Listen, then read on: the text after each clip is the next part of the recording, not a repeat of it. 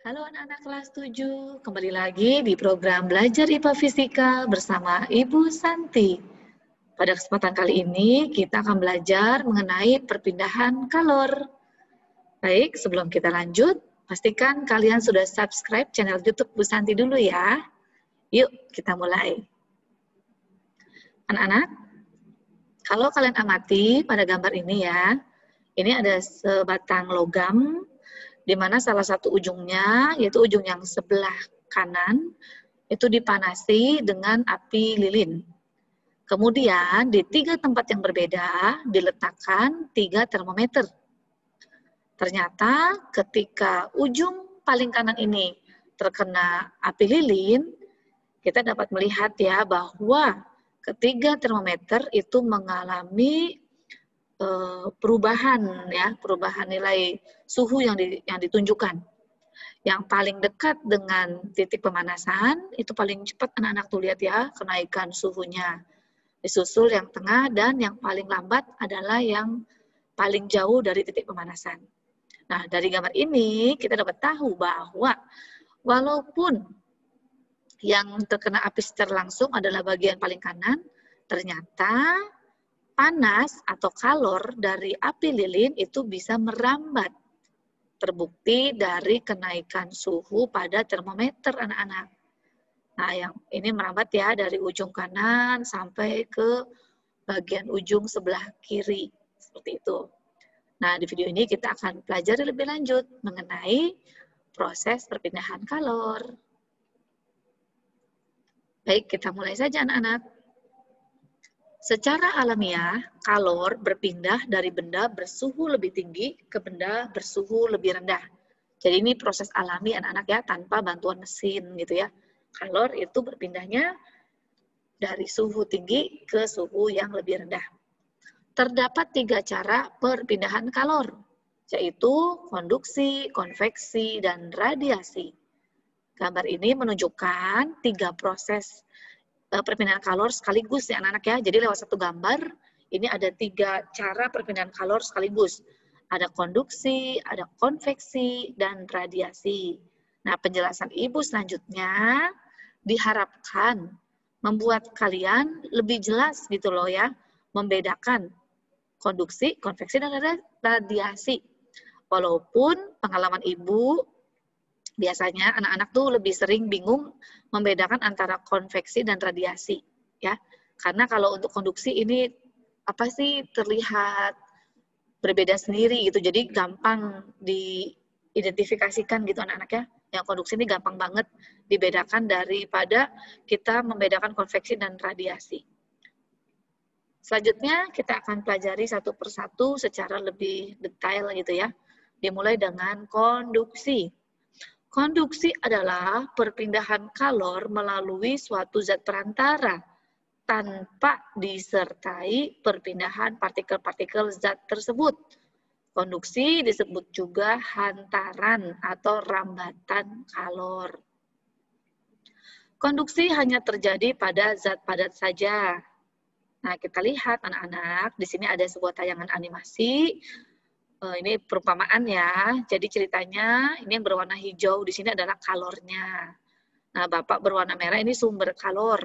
Sedangkan bapak berwarna biru yang pojok kanan ini dia sebagai nanti penerima kalor. Atau sebelah kiri ini suhunya lebih tinggi daripada yang sebelah kanan. Kalor itu akan mengalir anak-anak melewati perantara ya, dalam hal ini adalah keempat bapak yang berwarna kuning, biru, merah, dan ungu.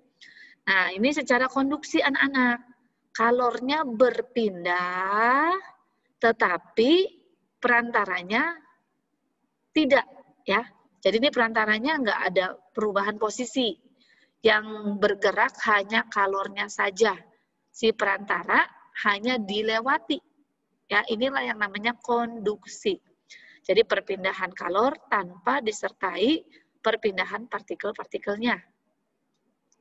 Partikel berfungsi sebagai perantara yang dilewati saja, ya. Contoh konduksi dalam kehidupan sehari-hari, ya banyak kita jumpai nih anak-anak, tapi mungkin selama ini kita kurang menyadari bahwa oh ternyata terjadi konduksi ya gitu pada benda ini, pada peristiwa ini gitu. Yuk kita lihat beberapa contoh yang sudah Ibu Santi siapkan. Yang pertama peralatan memasak ya, yang umumnya banyak terbuat dari bahan logam. Nah, pada gambar ini diceritakan gitu ya, ada sebuah wajan ya, wajan bergagang yang sedang dipanaskan ya menggunakan api. Nah, ternyata ketika ada seseorang memegang gagangnya ini, orang tersebut kaget ya atau merasakan panas. Padahal gagangnya ini nggak terkena api secara langsung loh anak-anak. Jadi peristiwa ini menunjukkan bahwa memang benar kalor itu bisa merambat anak-anak. Jadi si kalor dari ini ya bagian wajan yang terkena api langsung, ini nanti bisa merambat sampai ke bagian gagangnya. Yang kedua, ini ada solder. Solder ini digunakan untuk mematri ininya timah ya pada peralatan listrik. Nah, solder ini juga memiliki pemanas ya anak-anak ya, jadi punya elemen pemanasnya itu biasanya terletak di bagian dalam sini. Tetapi untuk solder ini sudah dilengkapi dengan pelindung anak-anak, yaitu bahan isolator ya, isolator panas nih. Mungkin ini terbuat dari bahan, kalau nggak plastik, karet gitulah ya, sehingga orang yang menggunakan solder itu aman gitu ya, atau nyaman, tidak merasa kepanasan, seperti tadi ini yang wajan bergagangnya. Nah, solder, walaupun elemen pemanasnya ada di bagian dalam sini, tetapi panas atau kalor dapat merambat, sehingga bagian ujung solder yang lancip ini pun nanti bisa menjadi panas dan bisa digunakan untuk meleburkan timah. Seperti itu. Berikutnya, nah ini ada gambar motor, tapi kita akan fokus pada bagian knalpot ya. Nah, anak-anak ketika kendaraan digunakan nanti akan dihasilkan kalor ya atau panas. Nah, panasnya itu nanti bisa merambat ini ya pada knalpot. Bagian knalpot di sini nanti ketika kendaraan itu sudah digunakan, hati-hati anak-anak jangan dekat-dekat knalpot karena apa? Knalpot itu jadi panas ya. Nah, itu merambatnya kalor dari mesin sampai ke knalpot itu secara konduksi. Tapi motor-motor zaman sekarang mah sudah lebih aman ya anak-anak ya karena dipasang pelindung. Jadi tidak sepanas knalpotnya langsung gitu. Kalau kena pelindungnya ya paling kerasa anget aja gitu ya. Tidak terlalu membahayakan kulit kita. Berikutnya setrika pakaian. Ini juga memanfaatkan perpindahan kalor secara konduksi, di mana pemanasnya ada di bagian dalam ya, tapi ternyata bisa menyebar gitu ya, merambat ke bagian logam setrika lainnya, khususnya yang di bagian ini ya, bawahnya, dasarnya. Terus ini ada setrika rambut, jadi zaman sekarang tuh setrika bukan cuma pakaian ya, tapi rambut juga bisa disetrika, atau lebih dikenal dengan nama catokan gitu ya. Ini juga sama, terjadi perpindahan kalor secara konduksi. Nah, contoh yang keenam, di sini ada sebuah sofa yang diduduki secara bergantian. Tentunya anak-anak di rumah pun pernah ya punya pengalaman, misalnya duduk di kursi bekasnya orang gitu tuh ya, maksudnya bekasnya orang duduk gitu. Nanti akan terasa hangat gitu ya kursinya. Jadi misalnya si bapak ini duduk duluan. Nah, si bapak ini nanti memberikan kalor ke sofanya. Lama-lama sofanya kan jadi anget ya, jadi panas gitu.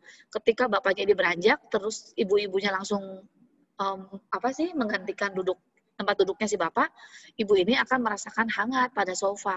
Nah, itu perpindahan kalornya secara konduksi ya, anak-anak. Yang kedua, konveksi. Adalah perpindahan kalor yang disertai perpindahan partikel-partikel zat perantaranya. Terjadi aliran. Jadi kalau tadi konduksi, partikel-partikelnya diem, yang gerak cuma kalornya. Kalau konveksi, ini si partikelnya ikut gerak anak-anak sama kalornya gitu ya, ngikut. Nah, ini konveksi terjadinya pada zat cair dan zat gas. Nah, ini contoh analoginya ya, atau perumpamaannya nih. Ini suhu panas ya, si bapak berwarna merah. Dan yang di sini di bagian kanan ini suhunya lebih rendah, bapak berwarna biru. Maka ada perbedaan suhu, panas, ada perbedaan kondisi ya, panas dan dingin. Suhu tinggi dan suhu rendah, kalornya nanti bisa berpindah. Nah, berpindahnya kalor ini menggunakan perantara si bapak berwarna kuning ini ya, ini zat perantaranya. Dalam hal ini bisa zat cair atau zat gas, ya, partikel air atau partikel gas. Kalian dapat amati di sini, ketika kalor itu berpindah, si perantaranya tuh ikut anak-anak. Ya, jadi ini kalau konveksi, si perantaranya ini partikel-partikelnya ikut bergerak bersama dengan kalornya. Bisa juga Ibu kasih contoh lain, misalnya ya dalam kehidupan sehari-hari nih, kita membeli barang melalui toko online gitu ya. Nah, sumber panasnya itu kan misalnya penjualnya. Nah, kita nanti pembeli ini sebagai penerima, ya, yang suhunya rendah, ini suhunya tinggi gitu. Nah, barangnya itu misalnya kalornya. Dalam perjalanannya, ketika barang itu dikirim, memakai jasa kurir gitu ya, itu kan si kurirnya kan ikut sama barangnya ya. Nah, inilah konveksi anak-anak, di mana zat perantara ikut bergerak bersama kalor yang dibawanya, seperti itu. Beda ya dengan konduksi. Contoh konveksi dalam keseharian. Nah, ini anak-anak. Kita akan melihat dalam kehidupan sehari-hari, peristiwa konveksi terjadi pada yang pertama. Ini dia balon udara. Kelas 7, semester 1, kalian sudah pernah ya belajar tentang zat dan wujudnya. Di situ kita belajar bahwa zat dibedakan menjadi 3, zat padat, cair, dan gas, dengan susunan partikel yang berbeda pula. Zat padat itu yang paling rapat, berdekatan gitu ya, gerakan partikelnya terbatas, hanya bergetar saja. Zat cair sedikit bebas, gerakan partikelnya, jaraknya sedikit renggang. Nah, kalau yang gas, itu jarak antar partikelnya berjauhan, terus saling cuek satu sama lain, gitu kan ya, masih ingat? Nah, di sini kita akan bahas yang konveksi, berarti seputar zat cair dan gas, gitu ya. Dalam hal ini balon udara, berarti kita bahasnya partikel-partikel gas. Nah, anak-anak, balon udara ini bisa melayang gitu atau terbang sebenarnya karena adanya proses pemanasan. Jadi, kalau Ibu Santi bisa gambarkan di sini ya. Ini balon udara gitu ya. Kemudian ini keranjang di mana orang-orangnya itu penumpangnya di sini gitu ya. Gambarnya kurang begitu bagus. Nah, ini anak-anak ada proses pemanasan gitu ya. Jadi ada api ini dipanasin dulu.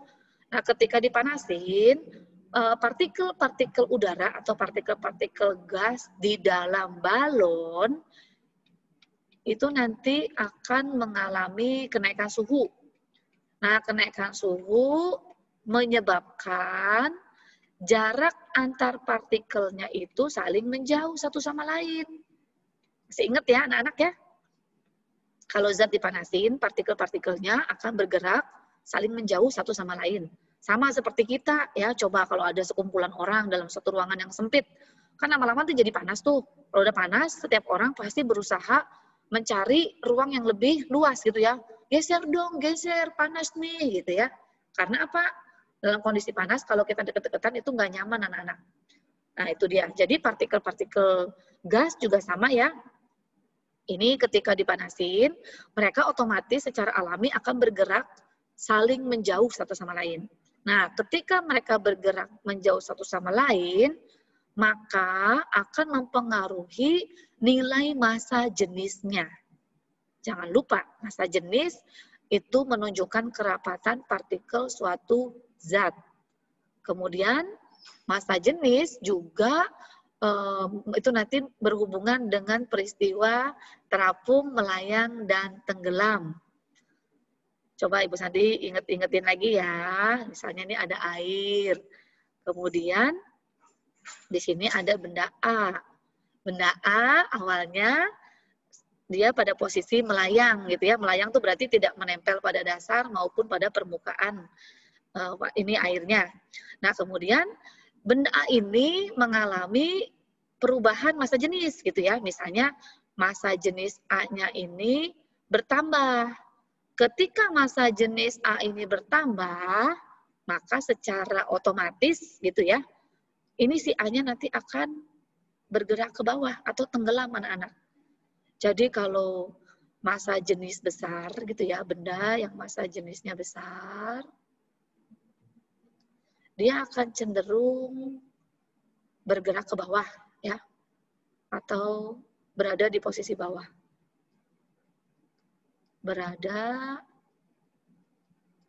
Oh ini massa jenis besar ya. Massa jenis besar berada pada posisi bawah gitu ya. Tapi kalau massa jenisnya kecil, dia akan cenderung pada posisi atas. Ingat-ingat seperti permainan panjat pinang. Orang yang badannya besar ditaruh di bawah ya, nggak yang badannya kecil posisikan di atas seperti itu. Jadi massa jenis juga sama. Benda yang massa jenisnya besar dia akan berada di bawah, sedangkan yang massa jenis kecil dia akan cenderung naik ke atas gitu ya. Nah, ketika dipanaskan, balik lagi ke balon udara ya anak-anak ya, maka kerapatan partikel gas atau udara yang ada di dalam balon ini akan lebih renggang anak-anak dibandingkan dengan kondisi partikel udara yang ada di luarnya. Nih. Jadi yang di dalam itu lebih renggang. Kenapa? Tadi karena ada pemanasan ini loh, ada proses dipanasin gitu ya. Secara alami partikel-partikelnya akan bergerak menjauh satu sama lain. Nah, itu nanti mempengaruhi yang namanya nilai massa jenis. Nih, massa jenis udara yang ada di dalam sama yang ada di luar itu sekarang jadi berbeda. Ya. Lebih besar yang ada di luar, gitu ya. Kenapa? Ya ini karena tadi kan yang di dalamnya bergerak menjauh satu sama lain, jadi renggang gitu ya. Kalau renggang tuh berarti nilai massa jenisnya berkurang anak-anak. Nah, kalau massa jenisnya berkurang atau jadi kecil gitu ya, maka nanti ketika massa jenis udara di dalam balon lebih kecil daripada massa jenis udara di luar, ini si balonnya bisa bergerak naik. Tuh ini. Jadi pergerakan naiknya si balon ini karena terjadinya peristiwa pemanasan yang menyebabkan udara di dalam balon memuai, bergerak menjauh, dan massa jenisnya berkurang. Massa jenis berkurang, balon bisa bergerak ke atas atau jadi terbang gitu ya. Seperti itu. Bisa diterima anak-anak? Ya, jadi catatan penting untuk pembahasan yang pertama adalah dalam hal ini ya, udara panas itu nanti yang terjadi massa jenis berkurang, kerapatannya berkurang. Terus efek selanjutnya balon bisa terbang atau bergerak ke atas. Seperti itu ya. Yang panas massa jenisnya kecil, maka naik ke atas. Itu kuncinya. Berikutnya contoh yang kedua. Di sini ada AC. Nah, ini contoh yang kedua nih, berlawanan anak-anak dengan contoh yang pertama tadi. Kalau yang pertama tadi kan balon udara dipanasin, ya nggak, udara panas. Nah, kalau ini sekarang AC menghasilkan udara dingin. Apa hubungannya dengan konveksi gitu ya? Nah, mesin AC itu kalau kalian amati ya, pasti selalu diletakkan pada bagian atas ruangan. Kenapa? Karena AC itu kan menghasilkan udara dingin. Dalam kondisi dingin, partikel-partikel bergerak mendekat. Ya, sama seperti kita, kalau kedinginan kita akan mencari kehangatan. Caranya ya bisa memeluk teman kita gitu ya, tentunya yang sejenis ya.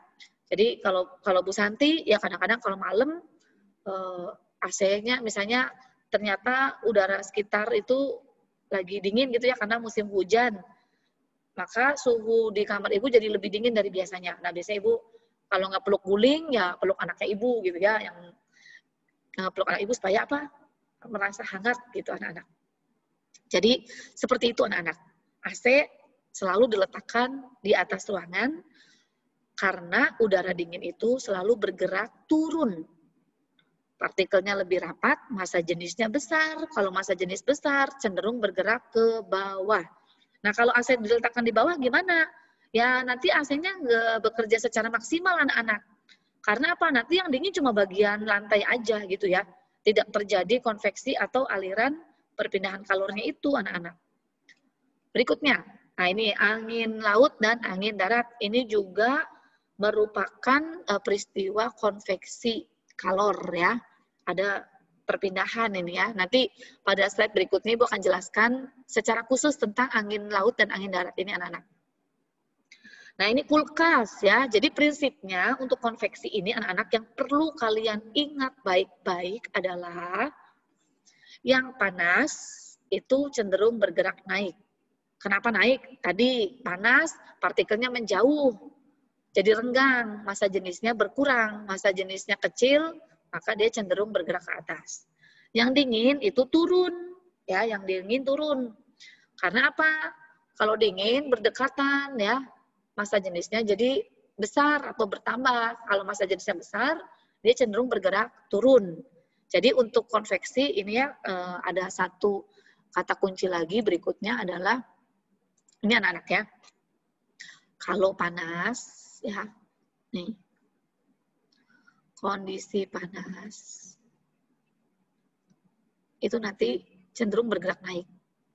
Sedangkan kalau dingin, itu cenderung bergerak turun. Ini kata kuncinya. Yang panas naik, yang dingin turun. Nah itu jangan lupa ya.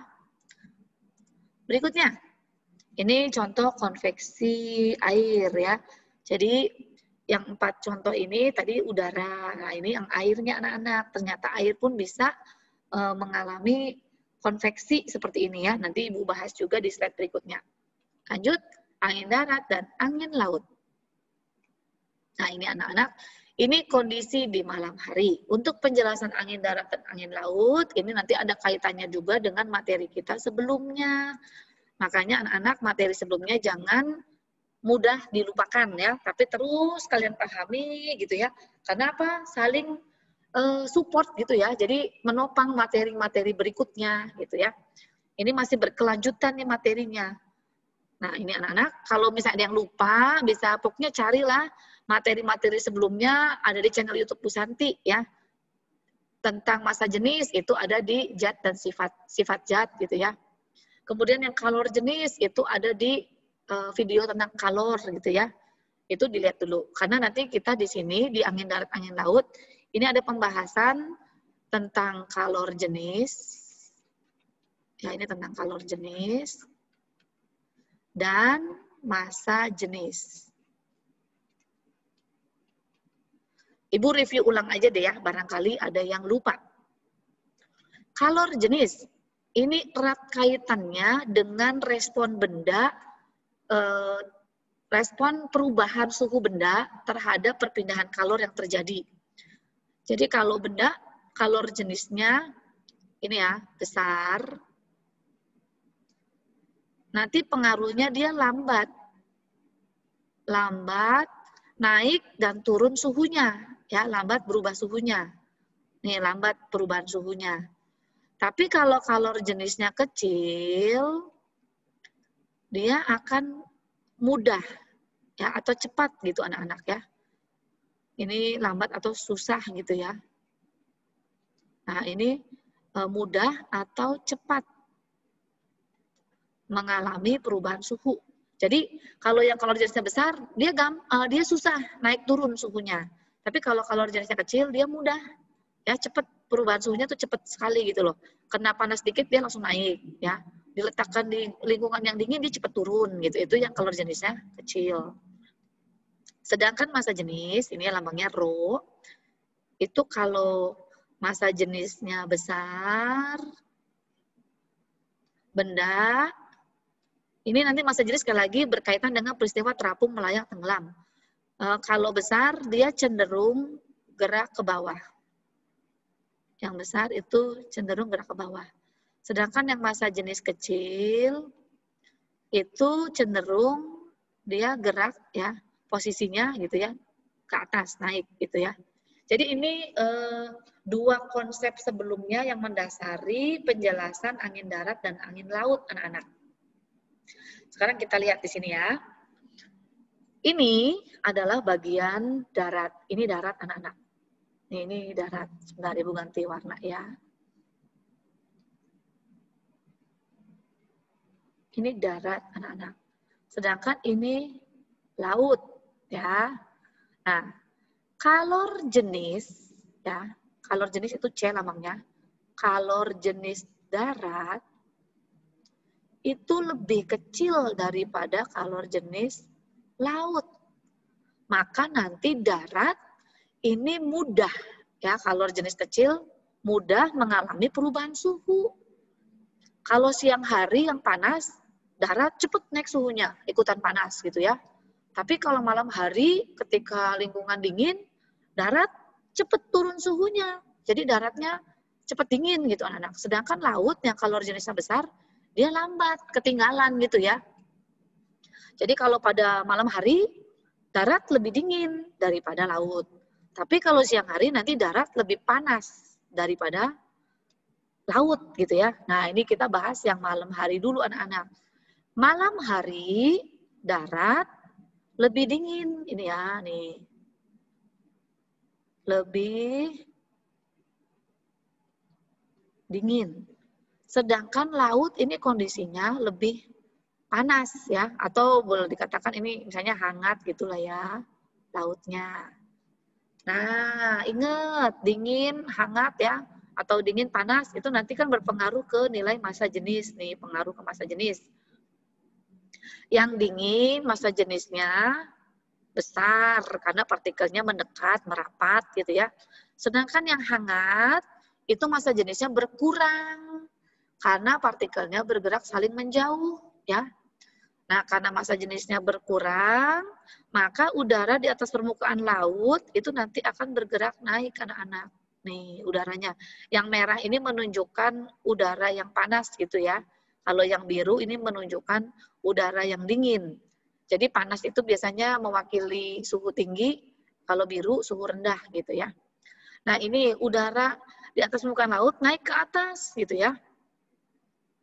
Maka di permukaan laut nanti akan terjadi kekosongan ya. Kan ditinggalin sama udaranya naik ke atas. Nah, kekosongan di permukaan laut ini akan segera diisi oleh udara dari darat anak-anak. Jadi udara di darat ini kan dingin empet-empetan ya, maksudnya deket-deketan gitu ya, rapat gitu. Ketika lihat di laut itu ada tempat yang agak longgar, agak kosong gitu, mereka langsung, ayo sebagian kita pindah ke sana gitu ya. Nah, ini jadi udara dari darat sebagian berpindah nih ke laut. Makanya ini terjadi aliran anak-anak ya. Dari darat menuju laut disebutnya nanti ini adalah angin darat. Terjadinya pada malam hari, dimanfaatkan oleh para nelayan untuk mencari ikan di malam hari ya, supaya mereka nggak berat gitu tuh ya, mengarahkan kapalnya ke tengah laut karena dibantu oleh dorongan angin darat. Gimana? Bisa anak-anak? Berikutnya nanti angin laut itu penjelasannya tinggal kebalikannya dari dari angin darat ini ya. Jadi kalau angin daratnya bisa, yang angin laut tuh tinggal dibalik anak-anak prosesnya. Yuk kita lihat sekarang yang angin laut. Angin laut terjadinya pada siang hari anak-anak. Nih ya, angin laut. Berarti kalau pada siang hari, darat lebih cepat panas. Karena tadi kan darat kalor jenisnya kecil. Karena daratnya lebih panas, maka nanti udara yang ada di permukaan daratan ini akan bergerak naik. Ingat, panas massa jenisnya kecil. Massa jenis kecil itu cenderung ke atas gitu ya. Maka sekarang di daratan inilah terjadi kekosongan yang akan segera diisi oleh udara dari laut. Nah ini siang hari terjadi angin laut ini ya. Nih udara panas atau massa jenis kecil bergerak naik. Sedangkan udara dingin massa jenis besar bergerak turun gitu ya. Jadi ini proses angin darat angin laut masih ada kaitannya dengan konveksi kalor. Berikutnya konveksi udara dan konveksi air. Nah, contoh di sini adalah penghangat ruangan anak-anak. Tapi kayaknya kalau di Indonesia kita cenderung iklimnya kan tropis ya. Jadi panas itu. Jarang sih rumah di Indonesia ada penghangat ruangannya. Biasanya penghangat ruangan tuh ada di rumah-rumah di negara-negara yang 4 musim anak-anak, ada musim dingin gitu ya. Nah, karena kalau musim dingin tuh, waduh, suhunya rendah banget anak-anak ya. Indonesia makanya nggak mengalami lah suhu rendah itu. Katanya bisa sampai minus gitu ya. Makanya perlu penghangat ruangan. Nah, kalau tadi AC, mungkin Indonesia banyaknya AC ya. AC diletakkannya di atas ruangan. Karena apa? Udara dingin bergerak ke bawah. Nah, kalau penghangat ruangan itu kebalikannya anak-anak. Diletakkannya di bagian dasar, di bagian bawah ruangan. Karena apa? Prinsipnya udara panas itu bergerak naik. Supaya terjadi ini loh sirkulasi atau putaran atau siklus udaranya gitu ya. Yang panas naik, nanti yang dingin turun seperti itu. Begitu pula pada konveksi air. Nah, ini ada air dipanaskan gitu ya. Bagian air yang terkena ini ya, titik api ini, dia akan lebih panas kan, maksudnya lebih cepat naik suhunya gitu ya, kena panas di sini. Maka nanti massa jenisnya berkurang, dia naik, kemudian diisi dengan air yang dari atas ini yang dingin turun ke bawah. Begini siklusnya tuh, perputarannya, konveksinya, alirannya gitu ya. Yang panas naik, yang dingin turun gitu ya. Nih, yang bersuhu lebih tinggi, massa jenis kecil bergerak naik. Sedangkan yang bersuhu lebih rendah, massa jenis besar bergerak turun. Terakhir, radiasi. Adalah perpindahan kalor yang tidak memerlukan medium atau zat perantara. Jadi kalau radiasi ini anak-anak ya, tanpa medium, tanpa perantara, si kalor bisa sampai gitu loh. Jadi ini caranya ya, ini suhu tinggi, yang warna merah. Nah ini yang Bapak warna biru ceritanya yang bersuhu rendah. Ini yang hijau itu kalornya. Kalornya ini langsung dilempar nih anak-anak ya, tanpa bantuan pihak ketiga. Jadi tanpa bantuan perantara gitu ya. Kalau dalam kehidupan sehari-hari, perantara tuh kadang-kadang Ibu Sandi sering menjumpai tulisan, misalnya rumah ini dijual tanpa perantara gitu ya. Jadi langsung gitu loh, antara pembeli dan penjualnya langsung bertemu tanpa pakai orang ketiga lagi, tanpa perantara. Ini juga sama, radiasi dia tanpa perantara. Jadi langsung dari sumber panas ke penerimanya, seperti itu. Contohnya dalam keseharian, nah ini dia, panas matahari ke bumi. Kita tahu bahwa dari matahari ke bumi itu terbentang jarak yang sangat jauh gitu ya. Jutaan kilometer. Dan di antara matahari, bumi itu ada ruang hampa anak-anak. Kan bumi kita itu diselimuti oleh atmosfer. Tapi ketika kita melewati lapisan atmosfer itu kita sudah memasuki yang namanya ruang hampa. Hampa tuh artinya nggak ada apa-apa anak-anak, nggak ada partikel sedikit satupun gitu ya, nggak ada partikel. Jadi nggak ada yang bisa digunakan untuk menjadi perantara gitu ya. Tapi ternyata si panas matahari ini bisa sampai tuh ke bumi. Artinya panas matahari ini diberikan atau dipindahkan secara radiasi gitu ya. Contoh lain ini proses penghangat telur. Nah ini dia anak-anak ya. Ini telur ayam ya dihangatkan menggunakan lampu pijar. Lampu pijar itu seperti yang telah kita ketahui ya bahwa lampu pijar dihasilkan dari pijaran filamen ya atau kawat itu ya. Jadi kawatnya tuh dipanasin dulu anak-anak. Nanti lama-lama kawatnya itu berpijar. Nah pijar itu kan nanti menghasilkan cahaya. Nah lampu pijar itu mengubah sekitar 70% energi listrik jadi kalor. Bukan jadi cahaya ya, jadi lebih besar kalornya, lebih besar panasnya ketimbang cahayanya. Makanya kalau lampu pijar itu redup anak-anak. Tetapi lampu pijar itu walaupun sekarang dalam rumah-rumah ya jarang digunakan, tapi masih tetap digunakan sebagai penghangat telur. Nah ini anak-anak, lampu pijarnya kan posisinya di atas, telurnya ada di bawah. Tapi ternyata telur-telur ini dapat menerima panas dari lampu gitu ya. Nah, padahal lampunya di atas, telurnya di bawah. Jadi ini kalornya bergerak dari atas ke bawah gitu ya. Ini bukan konveksi anak-anak. Karena kalau konveksi aturannya yang panas naik ya, yang dingin turun. Nah, berarti kalor dari lampu pijar sampai ke telur ini dengan cara radiasi. Karena radiasi itu dipancarkannya ke segala arah gitu ya. Jadi radiasi ini dipancarkan ke bawah, ke samping gitu ya. Jadi ruangannya menjadi hangat. Seperti itu. Nah, contoh lain adalah api unggun.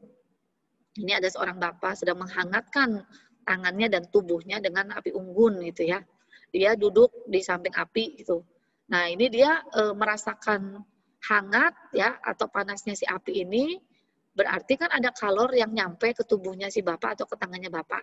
Nah, si kalor ini nyampenya menggunakan cara radiasi anak-anak. Karena Bapaknya kan adanya di samping.